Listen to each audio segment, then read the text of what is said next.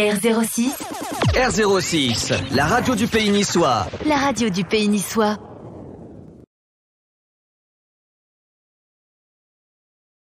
Accéder justement à la Ligue 2. Et puis après ça, voilà, un petit garçon de quartier qui. Voilà, je ne vais faire pleurer personne, hein. Tout va bien. Voilà, qui ensuite part dans le Nord. Donc, vous n'avez pas fait de centre de formation, c'est ça, hein? C'est ça, j'ai pas fait de centre de formation. C'est vrai que j'étais issu du club, on va dire de l'équipe seconde de la ville. J'étais pas en centre de formation et un jour il y a eu une hécatombe justement dans le centre de formation. Et on a essayé 5 jeunes pour pallier justement au manquement de l'équipe. Et puis voilà, j'ai fait l'affaire. Et tout est parti de là. J'ai fait une très grosse saison avec les 17 ans nationaux. Et puis derrière ça, je rentre dans le groupe professionnel, etc. Et puis voilà la suite. Alors après, vous jouez 2 ans à Lens, qui à l'époque jouait le titre d'ailleurs. Ouais, j'ai signé à Lens, parce que pour moi c'était un peu bienvenu chez les ch'tis. Hein. Quand on part de Martigues, voilà, c'est plutôt la région marseillaise, etc. Donc quand on se retrouve dans le Nord, c'est. Vous avez souffert un petit peu du climat, non? Ouais, beaucoup. J'ai très souffert, mais bon, écoutez, ça fait partie des expériences. Du bagage de footballeur, quoi. C'est ça. Et par contre, vous aviez. Donc à Lens, vous avez joué combien de matchs en fait sur ces 2 saisons? À Lens? Oui. Je ne sais plus exactement, peut-être, je ne vais pas dire des bêtises, mais peut-être 15-20 matchs par saison, on va dire. Et puis c'était un peu mes débuts, et puis j'ai vraiment aimé ça parce que j'ai découvert aussi la Ligue des Champions, parce qu'à cette époque-là, Lens c'était le grand Lens qui jouait le titre justement contre Lyon. Voilà.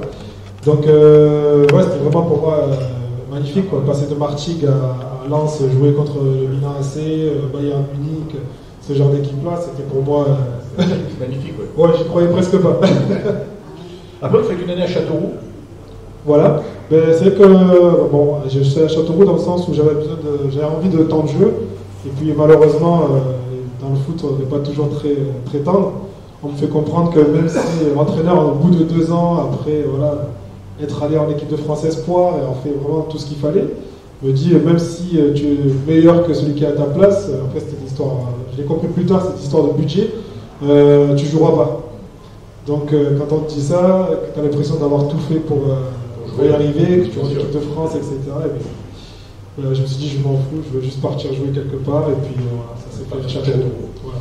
C'était Michel Denisot le. Non, c'est ça, oui, c'était président Denisot. Et après, vous êtes repéré, donc Frédéric Antonetti, à ce moment-là, il travaille pas, je crois, donc il vient voir pas mal de matchs. Il vous repère, il vous connaissait déjà un peu, et il vous demande de venir à l'OGC Nice, parce qu'il savait qu'il allait signer après à l'OGC Nice. C'est ça que ça fait. Voilà, c'est ça. Il avait une année sabbatique, ou je sais pas comment on appelle ça, ou une année un peu de recul. Et c'est vrai qu'il venait très très souvent me voir jouer à Châteauroux. Et c'est vrai que j'avais fait une très très belle saison à cette époque-là, donc j'étais vraiment dans la fleur de l'âge, comme on dit. Et c'est vrai que j'avais beaucoup de clubs derrière moi. J'aurais pu aller en Angleterre, en Italie, et beaucoup de clubs étaient derrière moi. Et c'est vrai que j'avais un petit côté revanchard, j'avais envie de faire encore quelques années en Ligue 1, vraiment m'affirmer en Ligue 1. Et c'est vrai qu'Antonetti m'a donné la chance quelque part, et aussi lui aussi avait besoin justement de jeunes qui étaient entre guillemets en forme m'a vendu vraiment le projet de Nice, une ville que j'aimais déjà de base. Et c'est vrai que voilà, il m'a dit en 1 ou 2 saisons, on aimerait vraiment que tu sois avec nous pour faire grandir le club, les mettre un peu plus, les asseoir un petit peu plus dans la Ligue 1, parce que c'est vrai qu'ils venaient de monter de Ligue 2 peu de temps avant. Et voilà, il avait vraiment envie de faire un beau projet avec eux, et puis moi ça allait aussi avec mes valeurs. Donc c'est pour ça que voilà, j'ai signé à Nice. Voilà. Vous avez bien fait, parce que sur cette saison-là, on va en reparler, de la finale de la Coupe de la Ligue et puis de la place en championnat. Alors on va reciter un peu les joueurs qui jouaient avec vous à l'époque. Hein. Donc il y avait des poètes à l'arrière et des techniciens à l'avant. Donc les poètes à l'arrière, il y avait Hugo Lloris, pas de souci. Hein. Samy Traoré, Pancho Abardonado, Cyril Roll, Cédric Varro, Florent Balmont, Ederson, Marama Vaïrua, Maki Koné, Mamadou Bagayoko et vous-même, bien sûr. Donc ça faisait une belle équipe quand même à l'époque, on se souvient. Hein. Ça jouait quoi. Hein, c'est clair, c'était une belle équipe. Et puis c'est vrai qu'à la base, on n'était pas tous très connus. Mais par la suite, on a vu que voilà, beaucoup de joueurs sont partis dans de bons clubs. Bah oui, c'est vrai. Donc voilà, on voit Hugo le parcours, on voit. Voilà, Samy Traoré a joué au PSG, Pancho à Marseille, Cyril Roll à Marseille aussi. Balmont, il a joué à Lille, Marama, il a joué. Pareil, il est monté aussi à Nantes aussi, je crois. C'est ça. Donc c'est vrai qu'on avait tous des beaux parcours derrière et ça démontre qu'on avait vraiment une belle équipe. Et voilà, Antonetti a fait du bon boulot, parce qu'il a réussi à réunir une équipe de pas mal de jeunes talents. Donc vous disiez qu'il y avait une très bonne ambiance, d'ailleurs c'est ce qui favorise cette 8e place aussi. C'est clair, c'est vrai qu'on a surpris un peu tout le monde. On a surpris un peu tout le monde parce que c'est vrai qu'on personne ne nous attendait. Finalement, on avait du beau jeu, on proposait du beau jeu. Et en plus de ça, voilà, on avait des guerriers aussi sur le terrain et puis on avait la mentale. Alors c'est vrai qu'on n'avait pas des groupes. La première année, on avait un groupe assez large. Ça allait encore, mais c'est que la seconde un peu moins. Et je pense qu'on a un peu payé aussi. Alors bon, on va revenir évidemment sur on revient souvent sur cette fameuse finale de la Coupe de la Ligue. Vous disiez que c'était un de vos plus mauvais souvenirs parce que c'est vrai qu'on était. Voilà, on est passé à côté un peu de ce match. Vous disiez aussi peut-être que l'équipe était un peu trop jeune aussi, non? C'est vrai qu'on s'en est beaucoup voulu parce qu'on a vraiment préparé cette rencontre comme il fallait.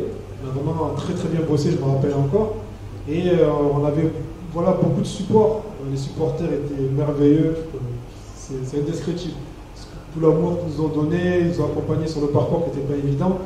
Et puis tout était vraiment tout bien préparé. Et c'est vrai que nous, on s'était préparé justement à la hauteur de ça parce qu'on ne voulait pas du tout les décevoir. Et malheureusement, au jour du match, on avait un manque d'énergie. On n'a pas su l'expliquer. Et on n'a pas fait le match qu'on savait faire en tout cas. Et c'est vrai qu'on est rentré vraiment très très très frustrés, déçus pour les gens déjà qui avaient été à la hauteur. Et nous qui ne l'avons pas été parce que on n'avait pas l'énergie, on n'a pas su mettre l'énergie qu'on avait habituellement et on n'a pas su l'expliquer. Et c'est qu'on avait beaucoup voulu jusqu'à aujourd'hui. Pour moi, ça reste un mauvais souvenir. Ouais. Pas pour tout le monde. Hein, je grosse crois cicatrice, ouais. On va se manger cette année. Ah, ils ont intérêt. Ils ont intérêt. En tout cas, je mettrai la peinture, tout. Toutes les ondes, je vais les envoyer en tout cas. Juste pour rappel, donc c'était contre Nancy, on avait perdu 2-1. Pour rappeler un peu ce triste souvenir. Alors, on va passer à autre chose parce que. Alors vous disiez aussi, c'est vrai que vous aviez, à l'époque, vous disiez aussi, c'était important, c'est que les dirigeants vous disaient aussi, à l'époque, on avait un centre d'entraînement et un stade qui effectivement n'était pas à la hauteur d'un centre d'entraînement et d'un stade, d'un club, je dirais, de Ligue 1 installé. Puisqu'on avait, le stade du Ray avait beaucoup de qualité, mais malheureusement était un peu vétuste, même très vétuste. Donc vous disiez qu'aussi, ça vous a influencé aussi pour les résultats, parce que la mairie, les gens qui voulaient investir dans ce nouveau stade, disaient voilà, il faut que le club soit en haut de tableau pour qu'on puisse investir dans un nouveau stade et un nouveau centre d'entraînement. Ouais. C'est avec ça qu'ils ont beaucoup insisté, et même quand j'en parlais avec l'entraîneur justement à l'époque, c'était un peu le projet justement, c'est parce qu'il y avait ce projet de faire ce stade-là, ils avaient mis, c'était un gros problème parce qu'ils avaient mis les premières pierres et qu'ils ont arrêté le chantier. Et ils comptaient vraiment énormément sur nous pour justement maintenir le club justement déjà en Ligue 1 et puis faire des bons résultats pour qu'on puisse justement avoir ce fameux stade et puis tout ce qui va avec, le centre d'entraînement aussi. Et c'est vrai qu'on avait cette pression-là et puis aujourd'hui je suis vraiment super heureux de voir. On n'avait pas ça, on n'avait pas du tout ça. On s'entraînait vraiment dans un centre, c'était préfabriqué, concrètement. Et voilà, de voir aujourd'hui tout ça, je me dis, je suis heureux parce qu'on a un peu participé à ça, bien sûr. de mettre un petit peu un peu plus de sérénité pour pouvoir justement construire ce genre de stade. Alors la saison suivante, malheureusement, se passe moins bien parce qu'effectivement, comme vous l'aviez dit, je pense qu'il y a moins de profondeur de banc, donc dès qu'il y a eu des blessés, ça a été un peu plus compliqué. Donc à l'époque, il est arrivé Matt Moussilou, donc c'était l'année 2006-2007, donc c'est toujours Frédéric Antonetti qui est là. Alors vous vous souvenez, Matt Moussilou, il y a eu une grosse attente derrière lui, alors qu'est-ce qui s'est passé? Pourquoi il a... Vous étiez copain avec lui, pourquoi ça ne s'est pas bien passé alors? C'est délicat parce que c'était un super joueur, et c'est vrai qu'il n'a pas donné le rendement que les gens attendaient.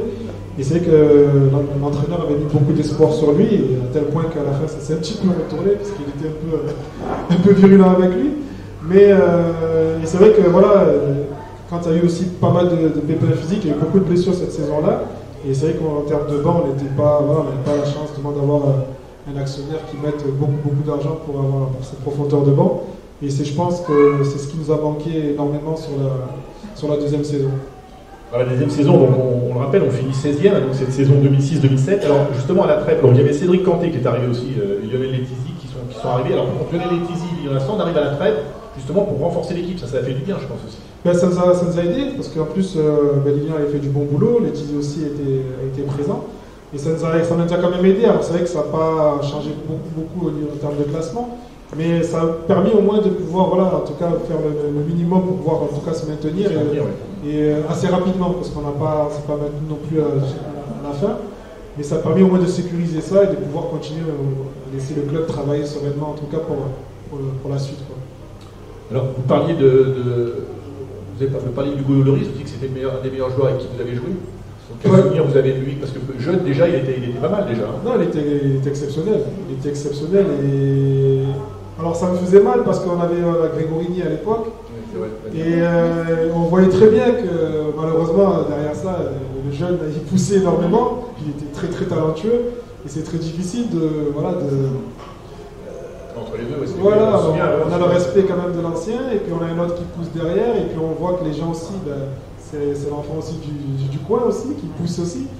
Donc c'était un peu délicat pour lui et j'étais peiné pour lui et à côté de ça j'étais très très pote avec Hugo, donc j'espérais aussi qu'il joue, donc je ne savais pas trop comment me positionner. Mais je lui disais tout le temps, toi tu vas aller à l'équipe de France, c'est certain. Je l'appelais l'araignée, parce qu'on voulait tous jouer avec lui, hein. Chaque entraînement, on voulait être dans son équipe. On savait qu'à 90% on allait gagner les matchs. Et quand je vois son parcours, alors, je ne m'attendais pas à ce qu'il soit capitaine et tout ça, mais je savais très bien qu'il allait finir en équipe de France, c'était inévitable. Alors, vous étiez très copain, je parle avec Cédric Darron, qui maintenant est entraîneur d'ailleurs à l'OGC Nice, dans l'équipe réserve. Est-ce que vous l'avez eu là depuis? Non. Mais là, je ne l'ai pas eu depuis un moment. Mais j'espère le croiser, j'espère qu'il sera là aujourd'hui parce que j'étais vraiment très pote avec lui. Et puis c'est quelqu'un d'entier.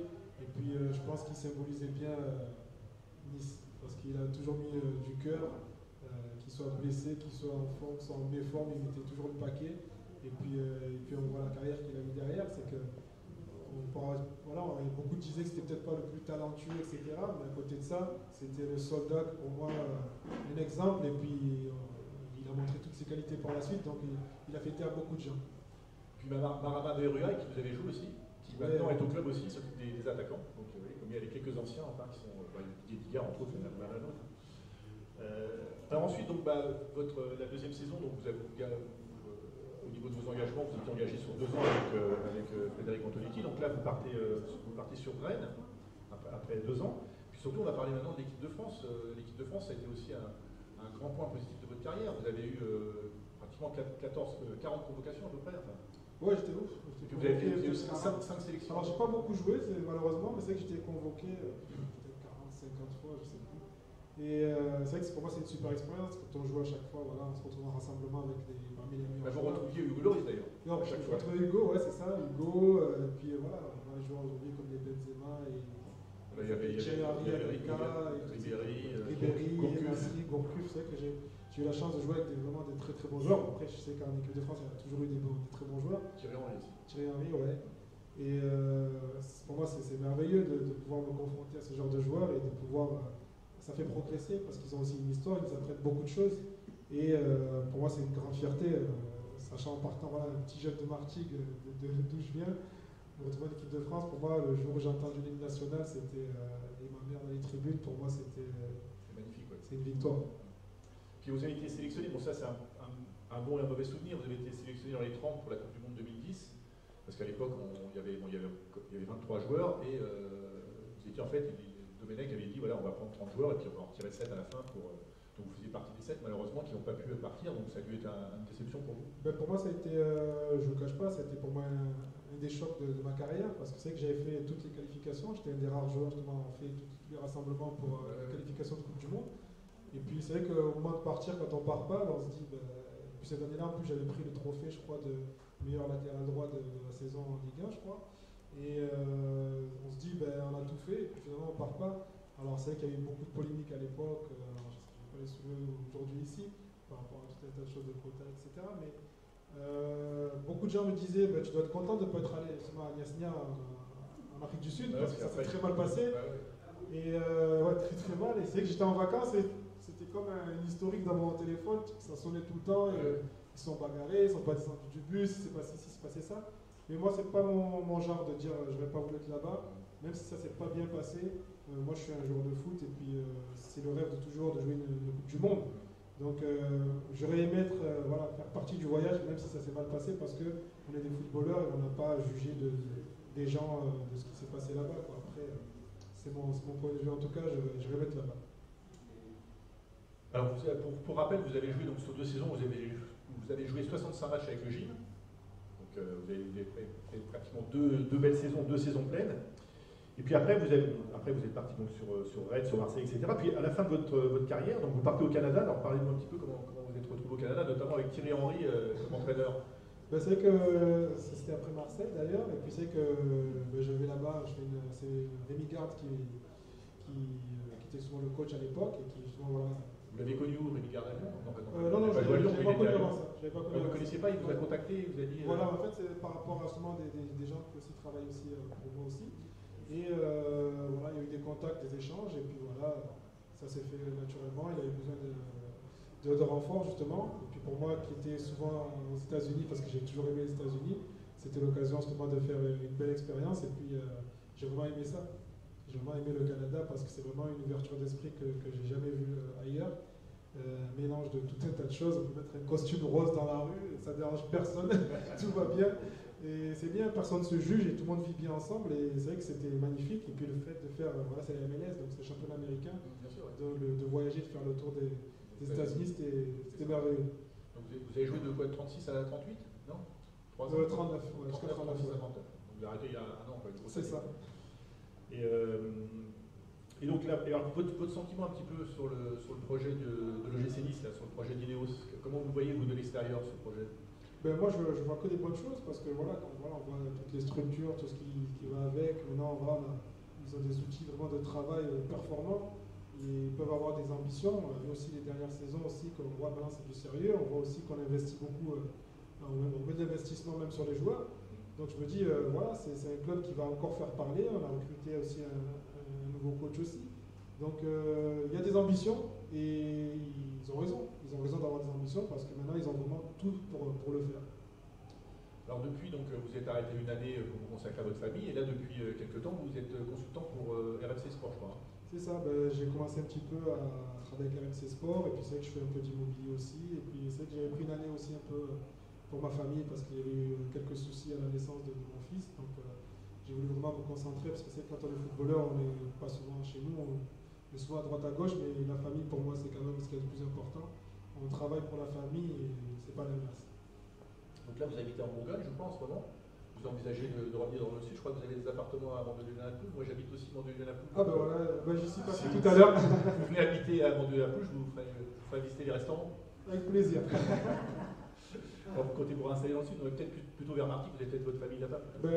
C'est vrai que j'ai encore des biens ici, mais c'est vrai que voilà, je suis entre deux, parce que moi je suis natif plutôt des Bouches-du-Rhône, c'est là où je suis né. Mais voilà, je suis attaché, amoureux des deux régions, donc voilà, mon cœur balance. Donc, vous n'avez pas choisi encore. C'est ça. Bah, écoutez, on va passer aux questions des supporters. Donc, qui veut poser la première? Bonjour Rod. Bonjour. Par rapport à ta carrière, quels sont les clubs qui t'ont le plus apporté? Le plus, c'est dur à dire. Je pense que pour moi, tous les clubs m'ont apporté, parce qu'ils m'ont vraiment construit au fil du temps. Mais ce que je peux dire, c'est que là où, on va dire, il y a peut-être une ou deux destinations, mais là où je me suis le mieux senti, ou parmi, je pense, c'est à Nice. Parce que, peut-être parce que c'est le sud, ça me correspond un peu mieux, peut-être, par rapport à ma nativité, mais c'était un tout, c'était très familial. J'ai vraiment aimé ça parce que c'était très famille. Tout le monde s'entendait vraiment bien entre eux, on vivait ensemble, on faisait beaucoup d'activités en groupe, on mangeait beaucoup en dehors que ce soit en dehors des entraînements, etc. On passait quand même beaucoup de temps ensemble. Et au-delà de ça, il y avait une énergie des supporters sur la BSN ou les autres groupes. C'était vraiment, tout était famille. Même les caméramans à l'époque qui nous suivaient, c'était comme un frère, on dirait qu'ils étaient de l'équipe. C'était incroyable. C'était vraiment, comme je dis, une famille. J'ai vraiment senti ce côté familial, et que ce soit avec les supporters, les gens, et même le club, c'était vraiment, voilà, c'était un club humble, qui était à hauteur justement familiale aussi. Et c'était pour moi voilà, le grand bonheur que d'être à Nice. D'accord. Par rapport à ces clubs, quels sont les clubs qui t'ont apporté le plus d'expérience en tant qu'individuel et collectif? On va dire qu'à Nice, c'était un club qui m'a fait beaucoup grandir, parce que c'est là où je me suis affirmé et confirmé, que j'ai pris beaucoup de confiance justement. J'avais confiance en moi, mais j'en ai encore pris encore plus. Après, les clubs qui m'ont peut-être donné plus d'expérience, je sais que ça va peut-être pas plaire, mais c'est qu'à Marseille, j'ai pris beaucoup d'expérience là-bas. dans le sens où ben, voilà, quand on joue régulièrement à la Ligue des Champions et ce genre de match-là, c'est vrai qu'on apprend beaucoup. Et aussi, mais voilà, je veux dire, j'ai eu besoin de tous ces clubs-là pour être ce que je suis, donc c'est vrai que c'est dur de dire un club particulièrement parce que pour moi, sans Nice, il n'y a ni Rennes, il n'y a ni Marseille, il n'y a ni tout ce qu'il y a derrière. Et j'ai eu besoin justement de ce club-là. C'est pour ça que voilà, c'est que j'ai beaucoup appris dans d'autres clubs, mais pour moi, la phase la plus importante, et c'est une des plus importantes pour moi en tout cas, c'est bien Nice. Merci. Christian. Et après Béni. Oui, Rod, une petite question par rapport au problème d'arbitrage qu'on a dans le championnat de France quand on voit Nice qui se fait léser sur quelques matchs par rapport à la VAR. Est-ce que tu ne penses pas qu'il faudrait peut-être que des joueurs professionnels s'investissent dans l'arbitrage? Vu l'expérience qu'ils ont, ça peut être une bonne chose, non? Je pense que ça aiderait beaucoup parce que déjà il y a un ressenti joueur, il y a un ressenti terrain, et puis on a une analyse des fois une perception un peu différente, c'est que l'arbitre il a un rôle, et c'est qu'il n'a peut-être pas toujours la même perception que le joueur. Mais c'est vrai qu'après c'est pas évident parce que la VAR, moi je suis pour d'un côté et contre de l'autre parce que l'ayant vécu pour des cartons, des suspensions, etc., une action à vitesse réelle et une action au ralenti, le ralenti des fois démultiplie la réalité alors que c'est pas du tout la réalité. Donc c'est que c'est pas évident. Alors donner un avis sur la VAR pour moi c'est très compliqué parce que ça peut être, ça reste des hommes qui vont. Le problème de la VAR c'est que ça reste des hommes qui vont prendre une décision. C'est pas un ordinateur qui dit 1 ou B. Donc ça va être l'appréciation de quelqu'un, tout comme l'arbitre quand il va siffler sur le terrain. C'est son appréciation qui va faire la différence. Donc il y aura toujours des erreurs, malheureusement.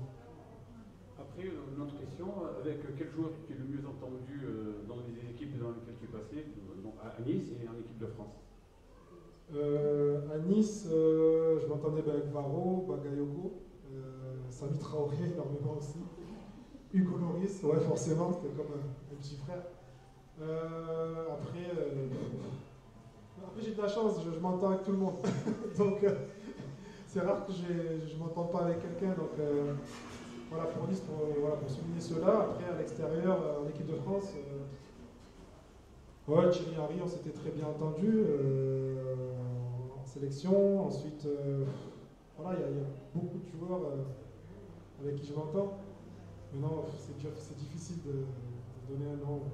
Bakary Sagna, il y en a tellement. Il y en a tellement. Bonjour Rod, j'ai lu votre interview et j'ai vu que vous étiez parti, on vous a un peu poussé vers la sortie après le départ de Nice. Est-ce que vous pouvez nous expliquer pourquoi? Est-ce que c'est des raisons financières de la part du club? Est-ce que vous désiriez partir à ce moment-là? Ben, ça a été une période très compliquée, c'est que le projet, moi je devais rester à la base 2 ans, comme je l'avais dit tout à l'heure, c'était ce que voilà, quand on s'était mis d'accord entre guillemets sur ça. Et c'est vrai que j'avais beaucoup, comme je disais avant de venir à Nice, j'avais beaucoup de clubs. Et voilà, c'était vraiment un choix de vouloir faire grandir le club et moi grandir avec eux aussi. Et c'est vrai qu'ensuite à ça, ben, il devait y avoir des discussions justement pour soit une prolongation ou voir qu'est-ce qu'il en est. Et moi j'étais justement ouvert à ça, j'étais ouvert à cette discussion-là. Alors je ne vais pas rentrer dans les détails parce que ça reste du passé, je ne veux pas non plus salir les gens aujourd'hui. Mais ça ne s'est pas bien passé, ça s'est vraiment pas bien passé, il faut dire très mal. Et donc à un moment donné, voilà, malheureusement le club s'est retrouvé un petit peu otage de ça. Et c'est vrai que moi j'ai pas réagi dans les médias parce que je voulais pas salir l'image du gym. Parce que c'est que les médias avaient dit un peu tout et n'importe quoi. J'ai même lu que j'avais fait une dépression pour vous dire. Moi qui suis de nature très joyeuse. Donc voilà, j'ai laissé dire tout et n'importe quoi. Alors, les gens qui ont cru, malheureusement certains. Mais voilà, moi j'avais vraiment à cœur s'il fallait prolonger, pour moi c'était un plaisir, comme j'ai dit tout à l'heure. Mais malheureusement, dans les discussions, ça s'est très mal passé. J'ai eu peu l'opportunité justement de m'exprimer déjà. On ne m'a pas donné l'occasion. Donc c'est là où je me suis dit, ben, si j'ai pas l'occasion de m'exprimer, comment pouvoir continuer Mais bon, c'est du passé. Et puis en tout cas, voilà, je veux pas que ça gâche quoi que ce soit avec l'amour que j'ai pour le club ou que les gens auront eu pour moi, même si malheureusement il y a eu des malentendus. Et bah, justement, en fait, il y avait eu des mauvaises réactions, etc. Et je ne voulais pas avoir d'a priori sur vous. Justement parce que vous étiez à Marseille, etc. Et justement, vous avez changé un petit peu. Je pense que ceux qui avaient peut-être des a priori ont peut-être un peu changé d'avis et se sont rendus compte que c'est pas forcément votre faute. Mais c'est aussi, voilà, il y a tout un tas d'acteurs et de facteurs qui font que vous êtes parti, c'est pas forcément vous, quoi. Non, ben moi j'étais super heureux ici. Et j'en ai pas parlé tout à l'heure, mais la première saison, déjà, après ma première saison, j'étais encore plus courtisé que l'année d'avant. Ben forcément, hein, c'est la Ligue 1. Quand j'avais fait une Ligue 2, voilà, j'étais courtisé, donc la Ligue 1 c'était encore pire. Alors, notamment Monaco et d'autres clubs qui donnaient l'époque, beaucoup d'argent. Et voilà, je suis malheureusement, entre guillemets, pour moi, hein, je suis parti pour beaucoup moins. Et bon, c'est comme ça. Donc c'est pour ça que c'est vraiment pas pour moi une histoire d'argent, c'est une histoire déjà de discussion. Et malheureusement, j'ai pas pu avoir les discussions comme je voulais. Ça devait se passer justement que dans un sens. Et c'est là où j'ai trouvé ça malheureux. Maintenant, c'est du passé. Mais voilà, vraiment, moi, j'étais vraiment très très ouvert. Et puis voilà, beaucoup de joueurs pourraient en témoigner si ceux qui m'ont connu se donnaient l'occasion d'en parler. J'étais très heureux ici et très heureux de vouloir continuer à aider le club s'il fallait le faire. Dernière question, à part le match face à Nancy et la finale perdue, quel est votre match le plus important à l'OGC Nice? Le plus marquant? Il y a des matchs qui, alors, c'était peut-être pas le plus important pour moi, mais qui était important à l'époque pour les supporters, et j'ai aimé justement gagner ce genre de match. C'était Saint-Etienne, alors je sais pas pourquoi. Moi je connais pas l'historique mais Saint-Etienne ça passait pas. Donc à chaque fois c'était un malin plaisir quand on a pu les battre ou leur faire mal en tout cas, parce qu'il y a eu vraiment de la casse. Mais c'était un plaisir, et puis c'est vrai qu'il y a eu de la casse sur les terrains, et malheureusement aussi beaucoup en dehors des terrains, parce que je me rappelle à l'époque ils avaient cassé les bus et des canettes qui avaient fusé dans tous les sens. Donc alors, on a vraiment compris cette rivalité, donc pour moi c'est parmi les matchs que j'ai pris malin plaisir à donner pour le club. Et il y avait aussi, c'était quelle équipe? Saint-Etienne, il y en avait une autre. Monaco.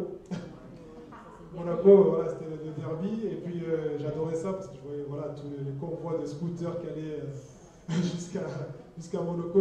Monaco, vraiment, c'était exceptionnel. Et moi, j'ai adoré, j'ai tout adoré de toute façon.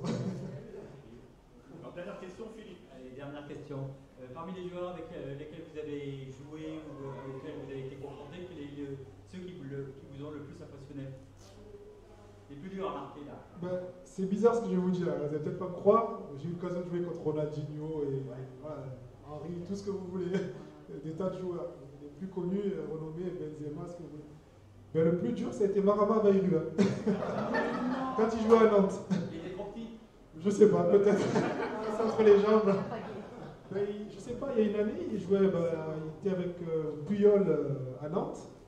Et c'est les deux joueurs, ce duo-là m'a fait la misère. C'est le seul duo de ma carrière que je peux dire qui m'a fait la misère. Voilà, inexplicable. Désolé, ça ne fait pas rêver, désolé. Si, parce qu'on adore Marama. Il est venu ici avec nous et voilà. On a passé un bon moment avec lui, puis maintenant il est au club. Donc tout va bien. Écoutez, on vous remercie, on va vous applaudir bien fort. On va vous souhaiter bonne continuation pour la suite de votre vie, de votre carrière, enfin de votre nouvelle carrière. Merci. Et puis voilà, puis on va signer donc des petits autographes, faire des selfies, voilà. Donc je vais vous distribuer les cartes et puis Issa. Issa.